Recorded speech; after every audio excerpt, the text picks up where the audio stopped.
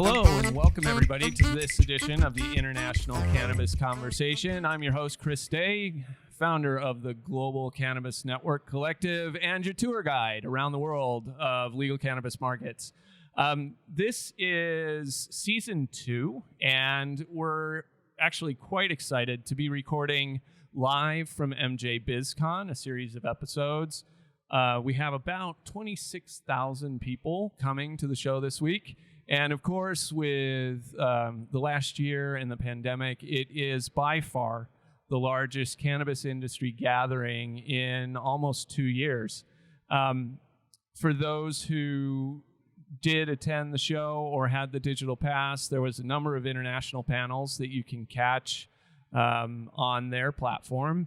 And of course, we're here at the ICC to continue the idea of bringing people in business together to help drive connectivity and conversations around the international cannabis markets. And today I have with me Dr. Inbar Maymon-Pomeranchik from Israel.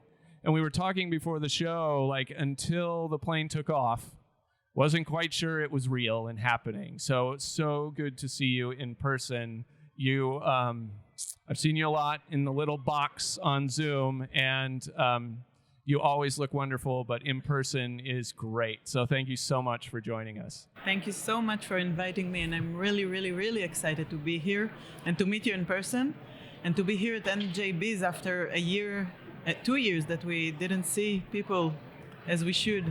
And it's really amazing and fun. It is. And it's neat to, in a lot of ways, I feel like we're introducing a lot of businesses for the first time, even though people may have heard about it 2 years ago because of that distance. And so you're co-founder of Biodiligence. And for those listening, she's also a great help and advisor. She sits on the advisory board of the GCNC. So I want to thank you for that as well. Love having your expertise. But tell us a little bit about Biodiligence and sort of the business and what you do. So Biodiligence, as the name says, it's scientific due diligence for companies, mainly in the business of cannabis, but also in the business of agriculture, agri-tech, and food tech.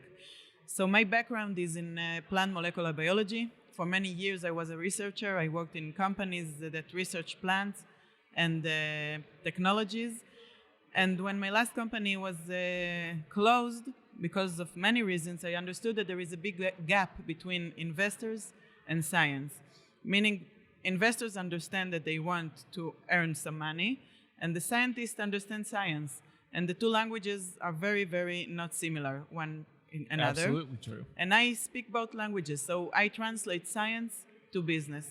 So 5 years ago, when I started it, a lot of investors came to me and said, okay, I want to invest in cannabis. Well, what is cannabis? Cannabis is a huge word, and today we know it already. But then everyone thought, okay, cannabis equals money. I want to invest in cannabis. Let me know where can I invest in. And then, back then, 5 years ago, there were a lot of people that were telling stories about cannabis, which is going to heal the world, and it's the magic drug, and a lot of things weren't so correct. Right. And today we know that. Yeah, there's a lot of good. I mean, those of us who have been in this industry for a while know there's a lot of good, but I also think there is a lot of responsibility to make sure that, behind what we're talking about in medicinal markets and rec markets, whether you're here in North America or around the world, it's important for investors to understand that you've got to have something more than hype, right? Yeah. And see that. So love seeing it. Yeah. Exactly. So I think when people think about cannabis and Israel, they automatically think about research and innovation and technology. But when you're looking at sort of where that is progressing and who's really creating new and interesting things, what are you seeing sort of as some of the most interesting trends in technology, innovation, and scientific research? So when you look at technology and cannabis, again, cannabis is a big word, and you have the whole value chain. Yep. So you're starting with genetics and then growing and extractions and then you go up to pharma.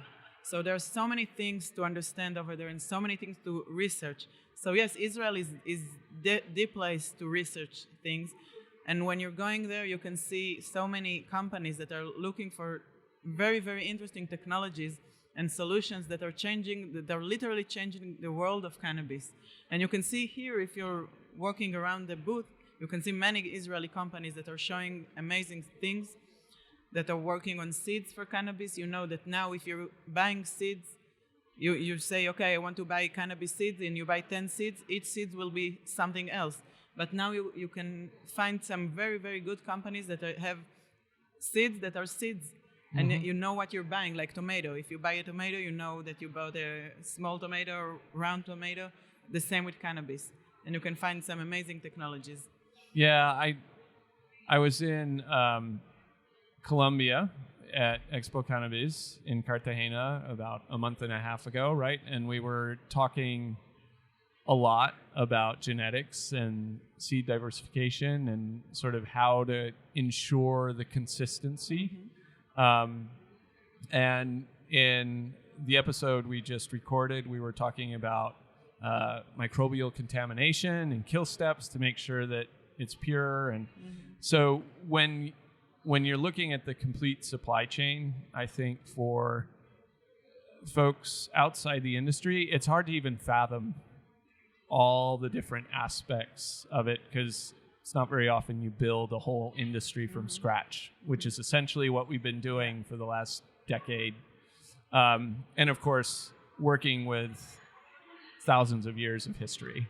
So on the investment side, when you come out there and having your scientific background, where do you think some of the long-term opportunities are? Not the short-term stuff that, people are selling as like get rich quick, because I don't believe in that either. But where do you think the long-term investment goes when it comes to scientific applications? So first of all, it's good that you mentioned Colombia, because I'm here as a representative of Avida Global, which is a company in Colombia, which is doing exactly that. It's not just growing cannabis, but you need to understand what is your genetics and where you start from and what is your end product. And if you're talking about medicine, so you want to take an Advil, you know what you're taking. So you want to use cannabis, so you want to know what you took today and what you will take tomorrow. So when we look on opportunities, so this market went very, very fast when you started. A lot of people want cannabis and the market is huge, but you need to understand what you're doing and what you're growing. So the genetic opportunity is amazing. And you can see that it changed a lot, because it's agriculture. And right. It's not, and eventually it is agriculture. So you need to start as any other crop started, with understanding the genetic, understanding the cannabinoids, understanding what you have and how you keep it standardized. And this is a very, very huge thing that you need to understand in cannabis. And nowadays, 5 years after we started it, it's been much more than 5 years, but in the last 5 years, I always said it's like dog years. So yes. 5 years in cannabis years are a lot, especially in the research side. So you can find many, many very interesting things in the genetic side. And also, if you go to the other side of the supply chain, on the pharma side, you can understand what molecule is good for what disease, for example, which you didn't know a few years ago. And now right. you have evidence that it's working. So let's touch on that for a second, because, we're here in Las Vegas, Nevada, which it's actually funny, because last night when I was at one of the hotels here, I was talking to some folks and I was looking for my passport, because all my work recently has been international. I was like, oh, that's right. This event's actually in the States. This is where I am. Don't need it here. But when you're looking at research and looking for studies on efficacy and how it affects specific diseases, or even, the catch-all word is, there's pain treatment, right? In the U.S., people say, well, there's no research, there's no studies, right? It's the common political thing to say. Well, no, we can't legalize because we don't really know what it does, which those of us here know that's a lie. But if you're sending people places to find research, to look for it, where do you send them? How do they find it in your mind? So now it's easier. Everything became easier because it's not the no word. So you can search for, NCBI. It's a place that you can find articles, scientific articles. And when you put cannabis or CBD or THC or endocannabinoid system, it's there. And there's so many articles and so many evidence and so many, and researchers from the first line, like the biggest researchers in the world, are looking for it and are working on it. So it's amazing to see how this industry's changed. And now you have scientific-based results, which is quite amazing, I think. Yeah, I do too. And I always want to remind, because our audience has a lot of international listeners, but we also attract a number of people from the United States. And it's such a dichotomy of perspectives when you look at it, just because of the politics, especially the politics of the last couple of years.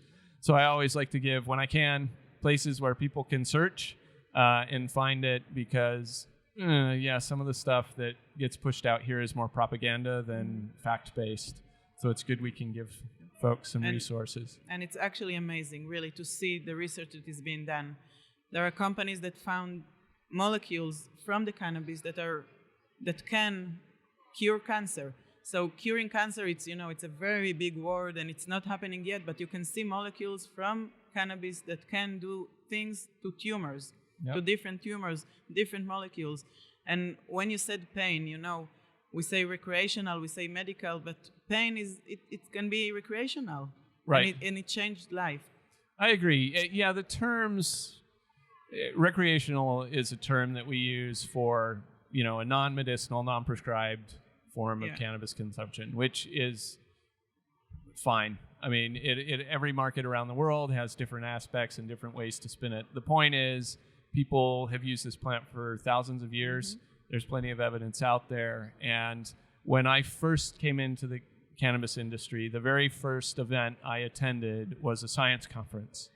And there was an Israeli scientist speaking, and for the life of me, I cannot remember his name right now, but I'll put it in the show notes afterwards, and we'll look it up. And he was working on a study that was looking at different strains of cannabinoid profiles. Professor Daddy Mary. Thank you. Yeah. Yes.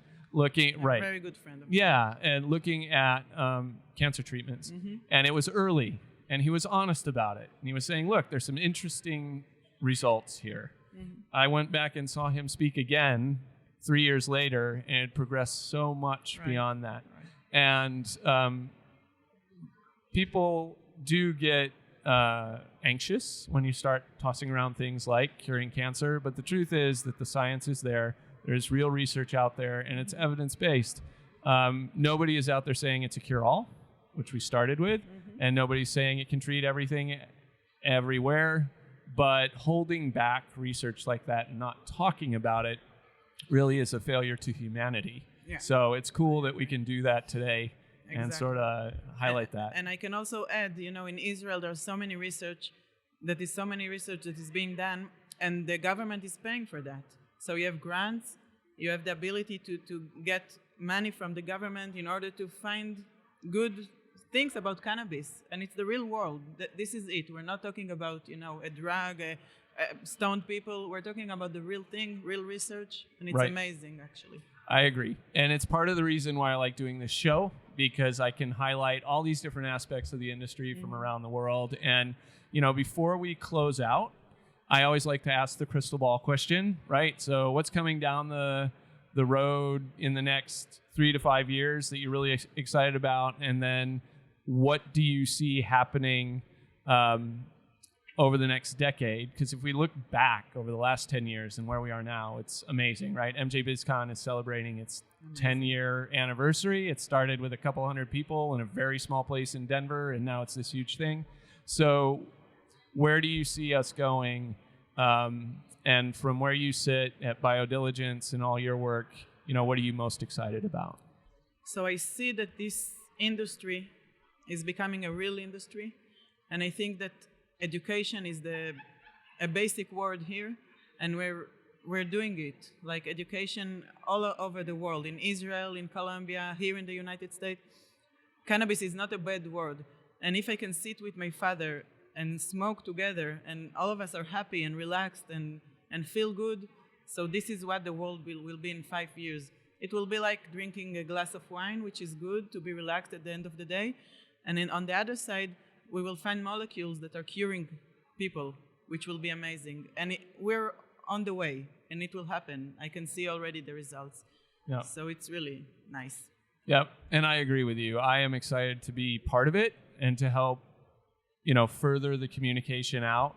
I am in a fortunate place, truly. I find myself blessed by being able to talk to people in Colombia, in Uruguay, in Brazil, in Germany, Israel, Canada, the United States, Australia, all about these different aspects, and have this view of all the different opportunities and what people are doing. And I see great hope for change and opportunity. So Amazing. Thanks again so much for joining us. Thank you so much for having me. My pleasure. And everybody, thanks for joining us out there in podcast land. If you haven't subscribed yet, I say this every time. I don't know why you haven't. Just hit the button. It's really easy. That way you can be reminded every time we come out with a new show. Again, this is Chris Day with the International Cannabis Conversation. Thanks to TRICHOMES for making this possible every week, and we'll talk to you soon.